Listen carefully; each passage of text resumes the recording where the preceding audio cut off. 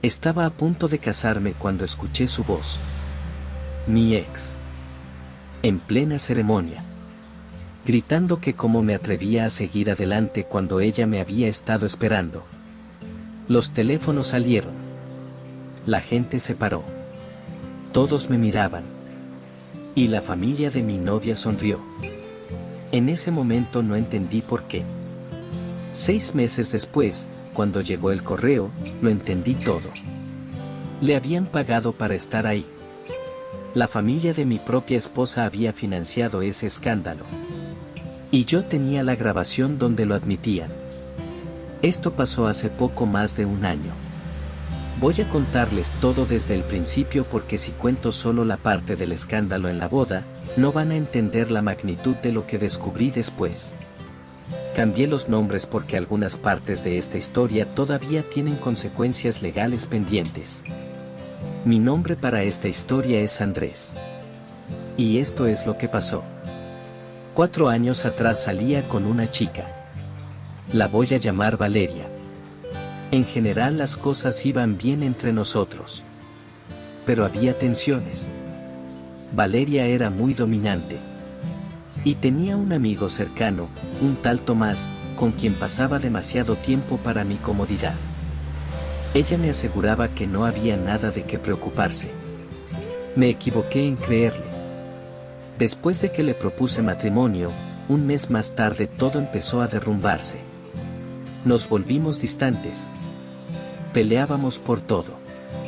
Empecé a preguntarme si el compromiso había sido un error. Valeria propuso un descanso. Dijo que era para aclarar las cosas. En lugar de eso, me dejó en visto. 0 llamadas respondidas. 0 mensajes. Silencio total. El ghosting dolió.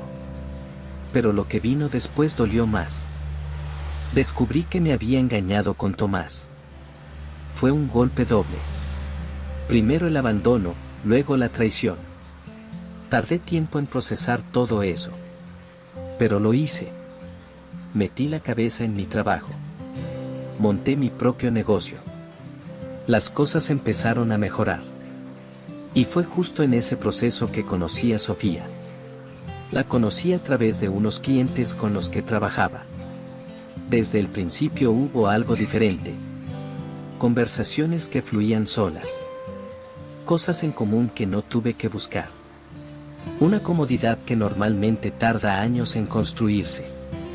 Sofía era inteligente, competente en su campo, y tenía una calidez genuina que no se fabricaba. Empezamos a salir. 1 año y medio después le propuse matrimonio. Dijo que sí. Y todo parecía perfecto. Excepto por una cosa. Su familia. La familia de Sofía era muy tradicional. Muy. Tenían una visión muy específica de cómo debía vivir su hija. Casada con un buen cristiano practicante. En casa. Sin trabajar. Yo no era cristiano practicante. Y Sofía no quería quedarse en casa. Lo que era completamente válido para los dos. Pero para su familia era un problema desde el día 1. La primera vez que los conocí había cierta cordialidad superficial. Les gustaba que mi negocio fuera exitoso. Les sumaba que mi mamá fuera a la iglesia los domingos. Eso duró poco. Cuando empezaron a preguntarme cuándo iba a dejar de trabajar a Sofía y cuándo íbamos a tener hijos, fui honesto. Les dije que Sofía era talentosa y que si quería seguir trabajando, eso era su decisión. Que los hijos los decidiríamos en pareja y en el momento correcto. No les gustó nada. Desde ese día empezaron los comentarios. No todos tienen la suerte de casarse con alguien que comparta los mismos valores. Esperamos que lo entiendas. Está bien que te vaya bien en los negocios, pero tendrás que demostrar más compromiso con las tradiciones si esto va a funcionar. Debe ser difícil para tu mamá compaginar el trabajo con la casa. Con razón siempre está tan estresada. Golpes envueltos en educación. Sofía me decía que los ignorara. Que así eran ellos.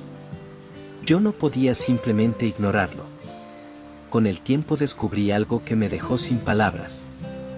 La misma familia que criticaba a Sofía por trabajar, que actuaba como si su carrera fuera una vergüenza familiar, le pedía dinero constantemente.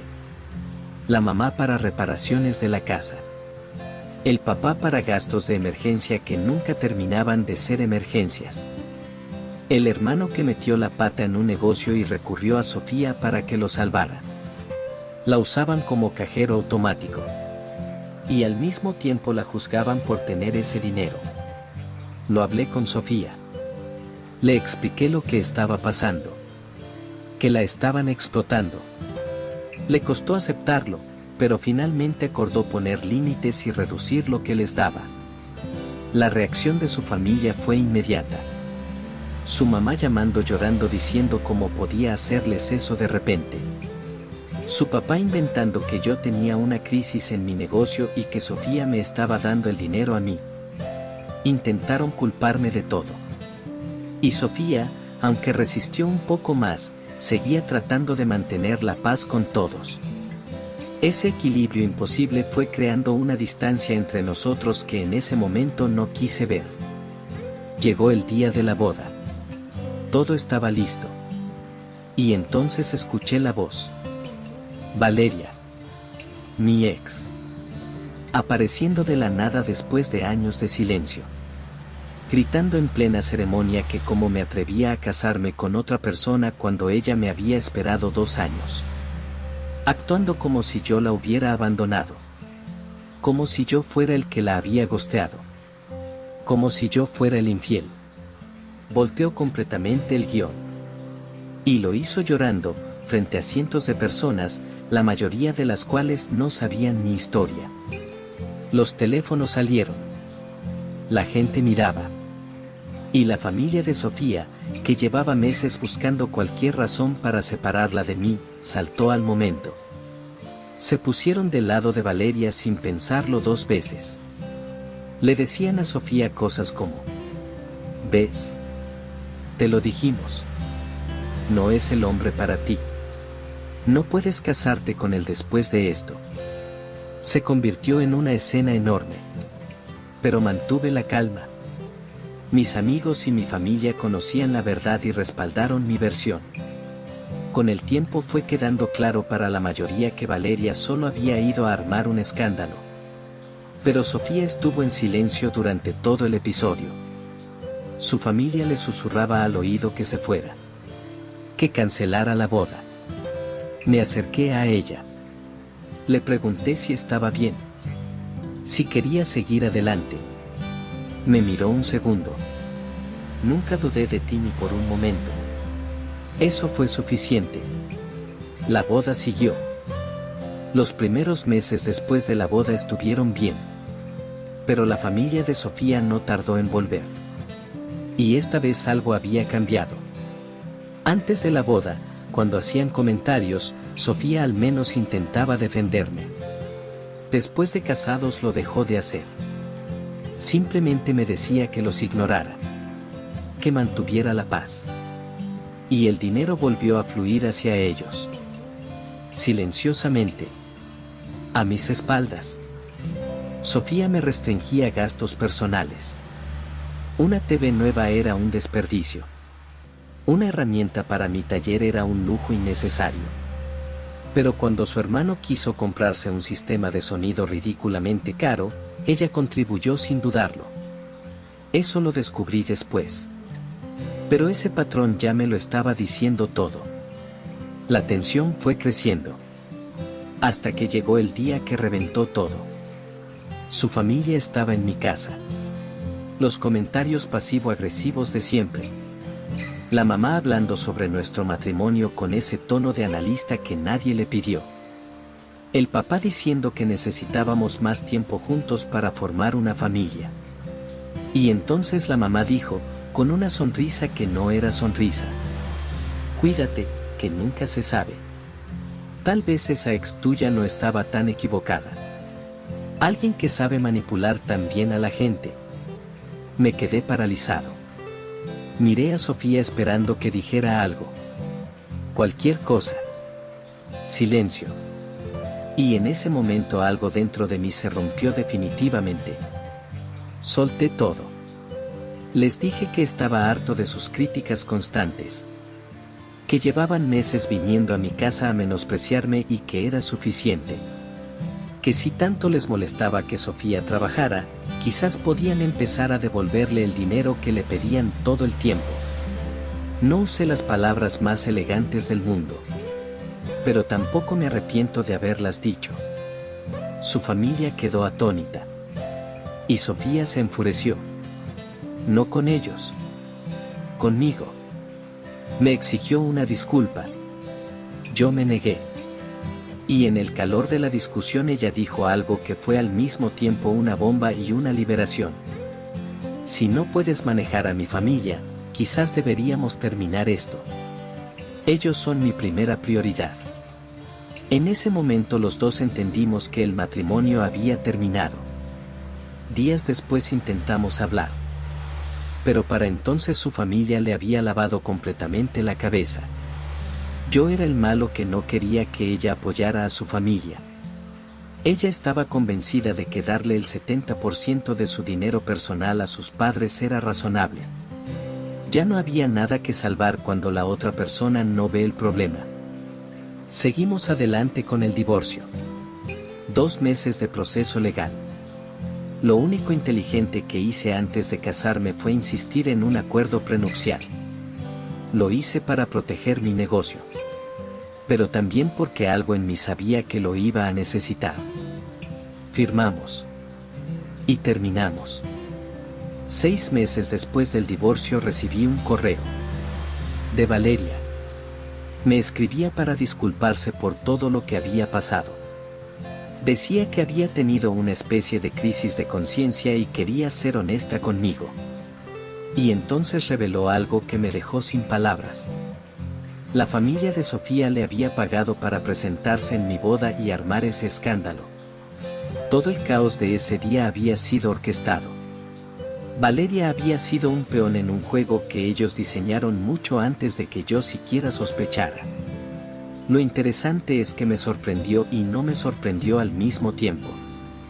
Cuando lo pensé con calma, todo tenía sentido. El timing exacto.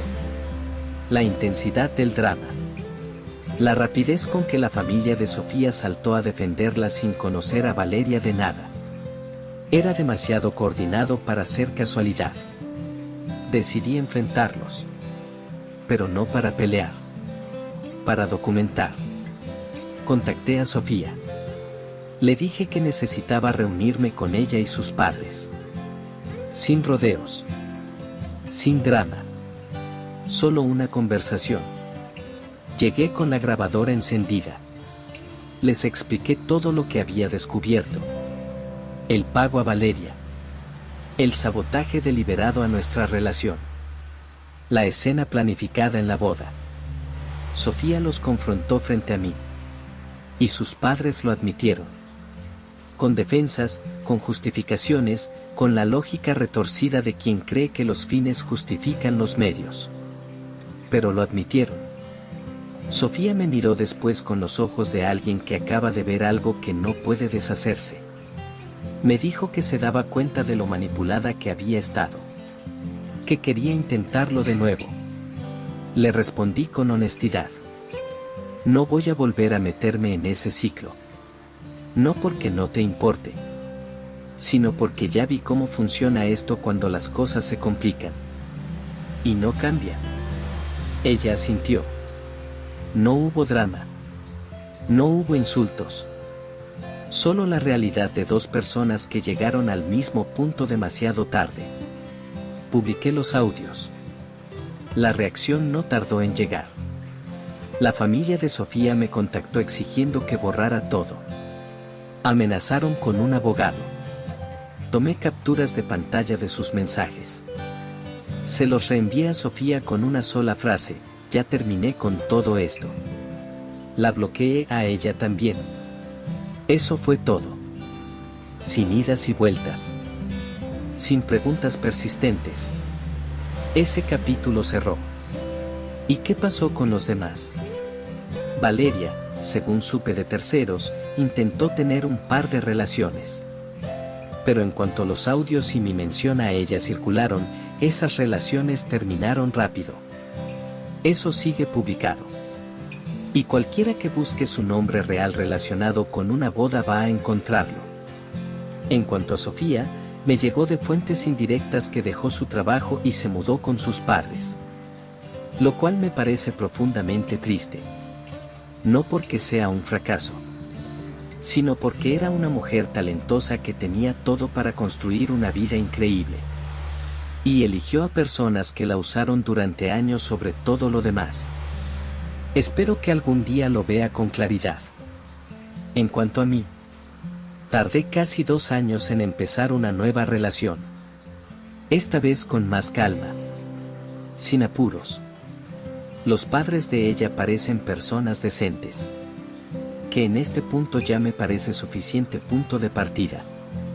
Lo que aprendí con todo esto no tiene que ver con el amor ni con las relaciones. Tiene que ver con los límites. Los límites que uno pone. Los límites que uno no pone. Y lo que le cuesta a cada uno vivir sin ellos. Si llegaste hasta aquí, ya sabes lo que pienso. Cuéntame en los comentarios, ¿tú habrías publicado los audios o simplemente habrías seguido adelante en silencio? Quiero leer sus respuestas.